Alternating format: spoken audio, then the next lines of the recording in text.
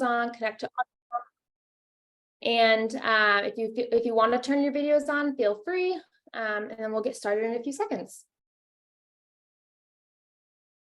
I'm Lauren. I'll be introducing myself in just a moment, but I have to chime in. And if you are up for turning your video on, I would love it because it is so, it's just makes us, it'll help us feel more connected if we can, you all can see me, but it'll be great if we could see each other. Awesome. Okay. So welcome everyone, and thank you so much for joining us today. I hope everyone's week is off to a great start. My name is Michaela Hartle. I am the Engagement and Outreach Coordinator at the Connecticut Center for Entrepreneurship and Innovation. And today we have a UConn alum here with us, Lauren St. Germain, who's going to be talking about becoming a whole human achiever, honoring ambition without sacrificing your well-being. Lauren, the floor is yours. Hi, everyone. Thank you so much. I think one of the most exciting things for me is that I am a UConn alumni. So when Michaela first, or alumnus, when Michaela first reached out, I was like, heck yes, let's go Huskies. So I'm really excited to be here with all of you today and want to tell you a little bit about me and then why we're here today, what you're going to leave with today before we jump into the talk. And so I am a corporate leader, spent over a decade in the finance and accounting world before transitioning over and becoming a certified coach, and now run my own life coaching business. But I also have to tell you that I am not the only alumnus in my family. My family runs very deeply blue, bleeds very deeply blue. Both of my parents went to UConn. Both of my brothers graduated from UConn. I married a guy from UConn. One of my brothers is married to another UConn grad, and I have a 7-month-old daughter. And I recently received this from the Business School Alumni Association. So I'm hoping that we've got, it doesn't quite fit her yet, but I'm hoping we've got another Husky on the horizon. We'll only push it on her slightly, but I'm really, really proud to be part of the UConn family. So why are we here today? We're here today to talk about really burnout and how it's on the rise, and how us high achievers, entrepreneurs, business owners, we are more susceptible to it. And I want to talk to you about what traditional advice tells us about how we heal from and prevent burnout, and how there's some inherent problems with that. And I want to introduce you to a new way of living, which is becoming a whole human achiever, so that you can honor your ambitions, your drive, the way that you are dedicated to your professional success without burning out, without sacrificing your well-being. So I want you all to leave today with an understanding of not just what burnout is and how it's impacting the world, but how you can leave burnout behind for good, so that you can continue to honor that ambitious side of you without continuing to sacrifice your health. There are 5 pillars I have identified after working with over 24 women and how they truly heal from burnout. So I've got 5 pillars of how to live as a whole human achiever, the way we truly and create lasting change by investing in embodying a new identity. And you're all going to leave with some practical action steps too, because I always say I'm here for the work and the healing, but I'm also a woman who wants to get down to business too. So let's dive in. I thought it would only be appropriate to start with my story and to tell you a little bit more about me.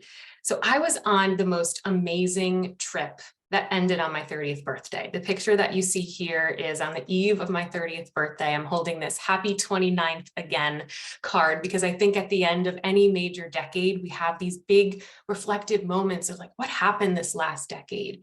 And I was on this amazing trip with my husband. We started in Paris, we went to Switzerland, we ended in Florence, we were flying home from Rome. And despite it being the trip of a lifetime, I was completely burnt out and realized I didn't want to go home to my life. And my life back home was 2 big promotions within 18 months within a major corporation. It was a first-time leadership role. I had a team of 5. I was 5, and I was constantly hustling and constantly chasing this next big goal. I bought into this hustle culture mentality that says our work is everything.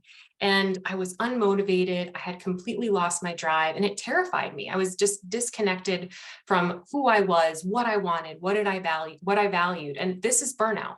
If you've experienced it, you know it. There is this disconnection from who we are. And burnout is prolonged, unsustainable stress that impacts our mental health, our relationships, our career, and our overall well-being. So when I started to think about what came next for me when I got off the plane at JFK and headed back home in Connecticut, I started to think about what I really wanted, and I was craving more balance.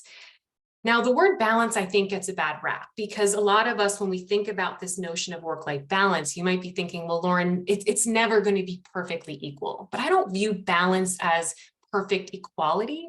I view balance as being steady, being grounded, having a good proportions of like, how much am I going to spend in my work, in my life, in my passions, in my personal endeavors. So for me, I was all in on one thing, and it was just so tilted in the wrong direction. So I knew something had to change, and I set out to heal. And I know that I'm not the only one. I turned 30 back in 2018, and the burnout and the discussion of burnout has only increased since the COVID-19 pandemic a few years ago. So the statistic, this is for all you data-driven people. I know there are some of us who just really love the numbers and who really love the statistics that support it, but burnout is on the rise. 40% of employees worldwide answered the survey, the question to the survey, I feel burnt out at work. That's an 8% increase. So this study was done in October of 2022. That 40% number that you see on the top left is an 8% increase from just May of last year. Continuing, so down on the left-hand side, 43% of those employees are within the US, so it's a problem for those of us who live in the US. And on the right-hand side, 32% more of the respondents who said they were burnt out identified as being female, and 29% more of the individuals identified as being age 30 or less. So women and those of us, it's no longer me, but those of you who may be 30 or less are more susceptible to burning out. So you might be thinking, well, Lauren, this is the CCEI. We're entrepreneurs. We don't want to work for someone else. We're not susceptible to burnout. Well, business owners are at risk too. There was another study done by the Harvard Business Review, a little bit older, back from 2018, so not as recent, but 50% of entrepreneurs said they have experienced burnout, and 25% said that it reached a moderate level, and 3% that it was strong and intense and really impacted their life. So this is something we have to address. Yes, it's a huge part of my personal story, but this is also something that we have to take on as a culture too, and we have to make change. So how do we heal from and prevent burnout? Well, if you were to Google this right now, there is a lot of traditional advice that says there is this checklist of things we can do. We can go on the wellness retreat, we can take vacation and make sure you take your time off and rest and meditate, work out, and make sure you begin setting boundaries. Boundaries are having a moment right now. They are extremely important. However, healing from and preventing burnout isn't just a checklist that we can go through, that we can check off. I know us achievers, we really like that. Just give us the to-do list. We're really good at to-do lists. But how we truly heal is we think about our mindset, our core beliefs, who we are, how we show up in the world, and how we want to live differently. So real transformative change happens when we combine those practical action steps with some kind of mindset shift. We need to examine what do we believe and how do we identify so that we can go out and live differently. Unless you do the inner work and live into the new identity, we will continue these cycles of burnout. So I first want to ask, and show of hands, shout in the chat or say yes in the chat. I'm just curious, how many of you identify as being a high achiever? As someone who is career oriented, as someone who cares deeply about their professional success? I know we don't have everyone on video here, but thank you to those of you. Yes, we're seeing some Noel, absolutely. Yes, great to have some chat action here as well. That's because that is a part of who we are. So I want to share with you the power of identity and change. So the picture that you see on the left-hand side of the slide here is sourced from the book Atomic Habits. If you're familiar with this book, over 4 million copies sold. It is one of the best books I have ever read. It is fantastic. A group of high achievers. I'm sure you've at least heard of this, or everyone I talk to has either read it or it's on their list. So if it's not, get it on your list. It's great. But one of the most profound things I learned from this book is that most people approach change and approach building habits by starting with the outcome that they want, and then they believe they will become that person. So what you see on the screen here are the 3 layers of behavior change. And for those of you who have read the book and are familiar with this, we'll just consider this a recap of some of those key lessons. So the outer ring is the outcome. The middle ring is the process you take, or the process that you engage in. And that middle circle is the identity.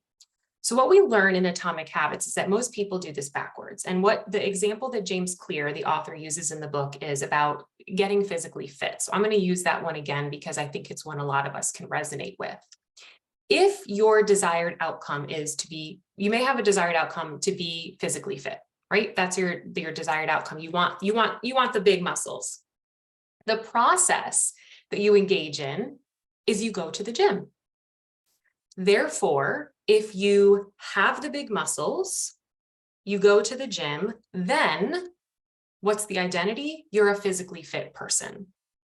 But what we learn in this book is that we need to flip this. And what we learn through the process of how I've been certified to coach and how we really change is we have to flip this. We need to feel a strong connection to our identity. That is how change sticks. So that is what was missing for me when I think back to my process of healing from burnout.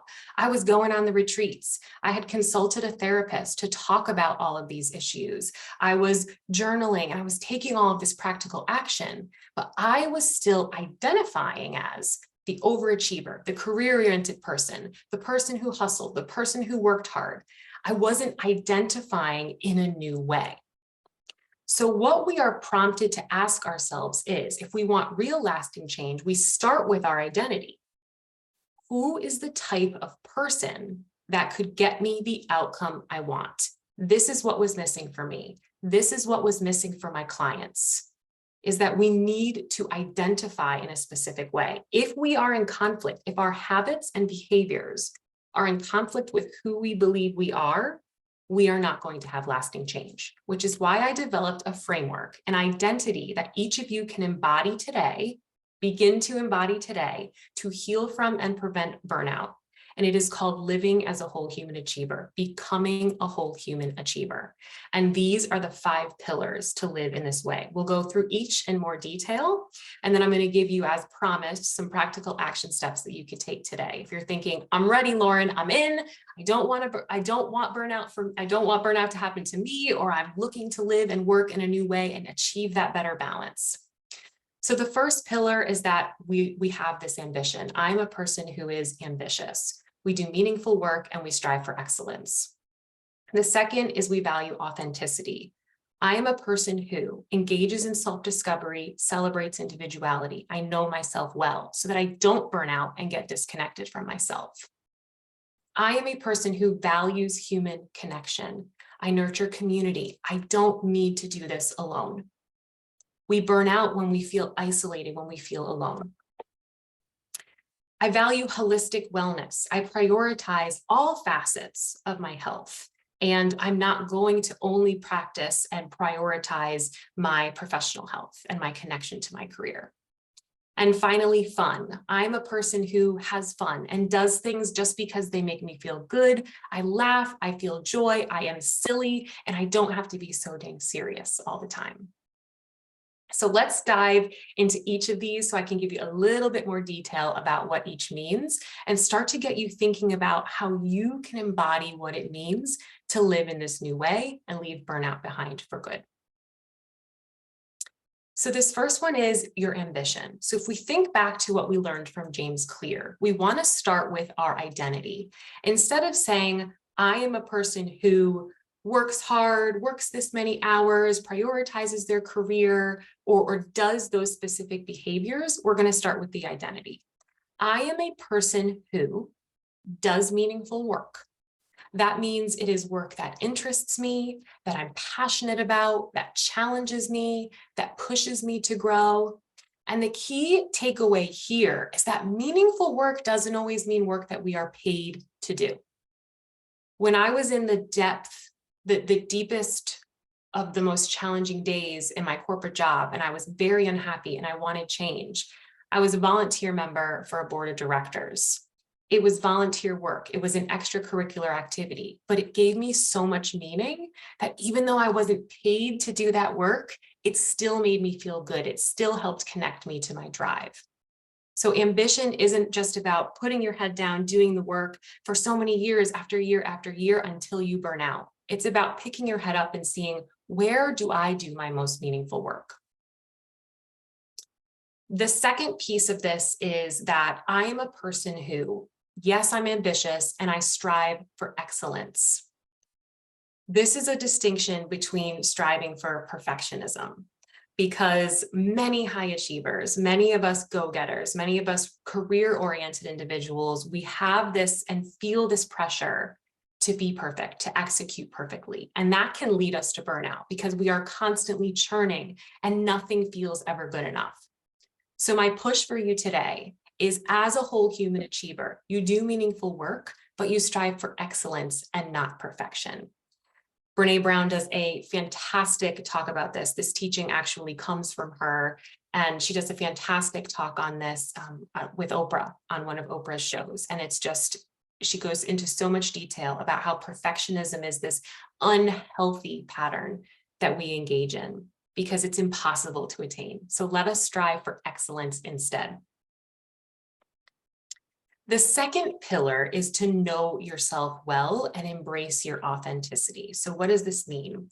I shared with you a bit more about my story and how I was pushing for this next promotion, and I received these promotions and I was leading a team and everything felt great and it looked great on paper, except it wasn't authentic to me and who I was and what I wanted.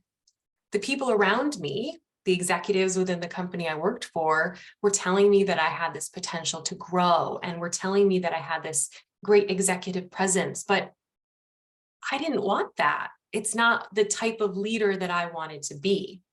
So a whole human achiever, while ambitious, also needs to say, what's right for me? What are my values? What are my strengths? Where are my areas of growth? If you don't know yourself well, you will end up living a life that someone else dreamed up for you. I will never forget the moment that I've had that thought, because I had everyone else around me dreaming up this life for me to continue climbing a ladder that I wasn't meant to climb. I'm on a different ladder nowadays, and I'm happy to climb it. But the point of this pillar in the whole human achiever framework is you need to really know yourself well and then celebrate when others around you are different. The third pillar is building a strong community and focusing on human connection. So human connection is a core human need. I know that all of you know this. And whole human achievers, we don't go it alone. We are not too proud to ask for help. We are not too proud to actually receive the help when someone offers it. And we are the first to offer to help others. You are more susceptible to burnout, anxiety, depression, at work when you feel alone, at work and in life, honestly, when you feel alone. So as a whole human achiever, in this new identity that we are all collectively going to embody today, we're going to do this together. We're going to nurture relationships with mentors, friends, coaches, and we're going to empower one another. The fourth pillar is holistic wellness, and this is all about focusing on the whole human. This is encompassing an entire encompassing version of health. So our emotional health, how we deal with and process our emotions, our understanding of how we process emotions, and carving out space to have that awareness. Our mental health, how we think and feel and act every day. Our spiritual health, are we connected to some higher power, whatever that may be, whatever that looks like for each of you? Is there some connection to spirit, the universe, God, whatever that may be for you? And physical, your body, how it functions, the inner workings of our organs, our brain, and how we can get out of bed every day and thrive. So this is a focus on, as a whole human achiever, we care about all of these aspects. Our professional health and our career health, extremely important too, but that's not the only thing. That's the fast track to burnout. We need this focus on the holistic health. And then finally, we have more fun. Whole human achievers, we say, I am a person who has fun just for the hell of it. And for so long, I don't know about any of you, and this is another hand raising moment, or you can give me some heck yeahs in the chat here. My fun is often tied to some sort of productive goal. So I say I have fun listening to business podcasts. I see Nikhil's like, yeah, me too. I tell myself I have fun with the business podcasts, or I tell myself I have fun learning more about personal development and growth. But to me, and what I want to empower all of you today, is to embody what it means to just have fun for the hell of it. And to know me is to know that I'm a pandemic baker. I learned how to bake sourdough bread, and I am so loud and proud about it because it truly changed the way that I perceived fun. It was the first time that I just wanted to learn how to do something because I was interested in it. And yes, there was an outcome. I was fingers crossed for some really great loaf of bread when it came out of the oven. But there have been many failed attempts at that, but I'm still just having so much joy learning about the science of creating my own sourdough starter and all of the different troubleshooting and adding in different creative ingredients. My favorite recently is a Kalamata olive loaf. I wish I could send y'all a slice just live through the screen because it's just so good. But a whole human achiever, if we don't want to burn out, we can't be all work and no play. And I know that you know that, but what happens is when we identify as a hard worker, when we identify so strongly with who we are as achievers, we miss out on the human piece. We miss out on who our inner child who just wants to have a little bit of fun. So those are the 5 pillars. I wanted to leave you with an identity that you can step into so that you can just really begin to see what it's like to honor who you are as ambitious humans without sacrificing your well-being anymore. We're done. We're done with that. We're ready to live in this really whole way. But I also want to leave you, I mentioned I'm an action taker. I'm all about practical action steps. So I want to leave you with some practical strategies that you can implement today, because you may be thinking like, all right, Lauren, this sounds all well and good. What can I do right now? So let's talk about a quick and simple strategy that you can begin to implement today, because we need to train our brains that this is who we are now. So if we want to think about who we are as ambitious individuals and and strive for excellence, I want you the next time next week, the next time you feel this push for everything to be executed perfectly, I want you to remind yourself, I'm a whole human achiever and I'm striving for excellence, not perfection. When we think about authenticity, I want you to pause for a moment, and in your work, I want you to think about what your strengths are. There are a lot of different assessments if you don't know what your strengths are and you want a formal assessment, but you can even ask a colleague, what am I really good at? And start to own it. Start to own that is who you are, that's what makes you you. For human connection, it's great to have mentors and coaches and friends, but it's not as meaningful if we're not actually connecting with them. So my assignment for you here is to actually think about a person in your life. I have tried connecting with a mentor, but think about a person in your life who you want to nurture the relationship with. Reach out to them, say hello, set up a 15-minute coffee chat. I'm a big fan of virtual coffee chats. The 4th, holistic wellness. One of the practical strategies you can try here is setting some boundaries. When are you going to shut down for work? How much time are you going to spend on that new business idea? How much time are you going to spend studying this new topic you're really interested in? Set some boundaries for yourself so that you can honor your health and you're not feeling overwhelmed. And then for fun, I kept it real simple. I don't know if we have any dancers on the call here, but I am a big fan of just a kitchen dance party. And sometimes my daughter's off at daycare, my husband's in the office, and no one knows. And I'm down there up in my kitchen just busting a move because it is something that truly just feels good. And it gets me out of this like polished coach persona that I can sometimes get into the trap of, and it just lets us have a little bit of fun. So I hope that all of you can walk away, put some of this into practice, and begin to join the movement with us and start to become a whole human achiever. As we wrap up, I want to leave you with a quote from the great Tony Robbins, a master life coach who specializes in helping people change their lives. And the quote is, "The power to change lies within our willingness to embrace a new identity." If we truly want to change the way we work and end this cycle of burnout, yes, there is so many things we can do. There's a lot of external factors. There are practical strategies that we can take. But the inner work is what matters. The inner work is what makes it last. So I will pause and here and just invite you to stay connected with me. I would love to stay connected with you, and I'll leave this slide up here so that you can make note of how we can stay connected, but also want to pause for just a minute or two if there are any questions, or turn it over to you, Michaela, if there's anything you wanted to close with. Yeah, absolutely. So I want to give everyone a second to either pop a question in the chat or unmute yourself and ask a question. And then I think we have time for about one or two. And then after the questions, we'll do a quick closing.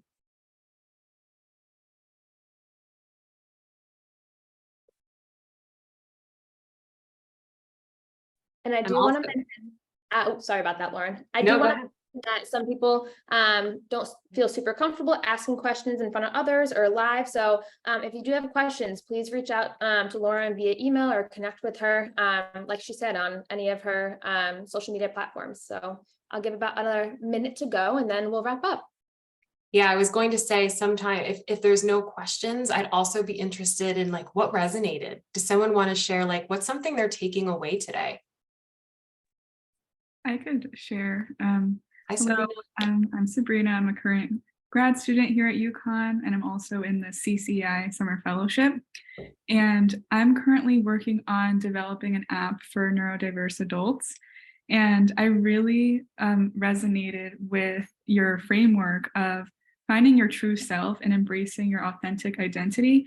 And that's something that directly applies to neurodiverse individuals as well, as finding ways to be authentic and connect with others in a meaningful way. So that's something that I really took with me. And I just love the quote that you brought up of like embracing a new identity, and just that, you know, there's the power of human connection, being authentic, having fun is just really powerful. So thank you so much. Thanks for sharing, Sabrina. And yes, I'm a big fan of, and it's part of my lifelong work too, is we have to own it. We are all who we are and we have to own it. We all have superpowers. It looks like there was a question in the chat. I saw it pop up. Let me see. What if you need the money but want to change your life or career? So I'm not sure. I see Sea Butter. So hello. I'm not sure your first name here, but I totally understand this. And so here's my response to this, because this was the reality for my life too. When I left my corporate job to start my own business, I knew that there may be this transition period. And I also very much needed the financial stability. I needed to pay my mortgage and feed my family. And I had a coach tell me this, and it was all along this process of I was feeling so disconnected from myself and really unhappy and longing for this change. And I had a coach tell me, what the work that you're doing right now is funding your future dreams. So I say that because for any of you on the call who are in a employee type position and you're longing to start a business, or you have a business and you're working it on the side and you need this financial stability as well, I want you to just shift. I want to challenge you to shift your mindset and say your current position or whatever you currently have or ways to earn money are supporting your livelihood And it's also helping to fund your future dream. The corporate job that I had that made me so deeply miserable for so many years allowed me to save the money to take a chance on myself, and allowed me a little bit of time to find new work and to find a part-time position as I was building my business. So that's the advice, that the quick advice that came to mind for me. And I know it's challenging. Awesome. Okay. Well, thank you so much, Lauren. I want to start by saying thank you for joining us. Thank you for leaving us with something tangible, whether that be a tip, a trick, advice, knowledge, really all of it. And I want to encourage all of you to connect with Lauren on social media or send her an email. Lauren and I connected on LinkedIn, and I know when I do see her posts pop up when I'm scrolling through LinkedIn, like I feel inspired by the small little quotes or just like her advice that she quickly puts out on social media. And I know it gets me feeling ambitious about a project I'm working on, or just feeling inspired. So definitely encourage you all to do that. And before we do close today, I would like to just share when our next Timely Topics session is, which is going to be next month, August 7th at 12:30 p.m. with Hannah Taylor. So if you would like to have the recording of this current session, it will be on our CCEI UConn website, along with all of our past sessions and future sessions. So I hope you all have a great rest of your day and a great rest of your week. It was so great to be with all of you.